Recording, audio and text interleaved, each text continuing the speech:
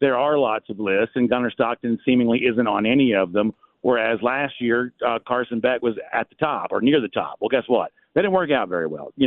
Carson Beck did not have that kind of year. So as a Georgia fan, which I am, the idea that Gunner Stockton is not really prominently listed in any of this kind of stuff doesn't really bother me at all, because a year ago I didn't get a nickel for Carson Beck's presence in the top 5 of, all these lists. So, look, here's what I'll say.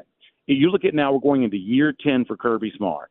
A lot of different quarterbacks, a lot of different OCs. But the actual performance at quarterback for Georgia year to year is actually somewhat consistent. It's somewhere between 24 and 30 touchdowns.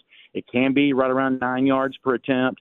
And I don't see any reason why Gunner Stockton couldn't come pretty close to matching some of that. And ultimately, that's then going to put the onus on Georgia's success on getting better at the offensive line, being a little better at stopping the run, or running the ball a little bit better.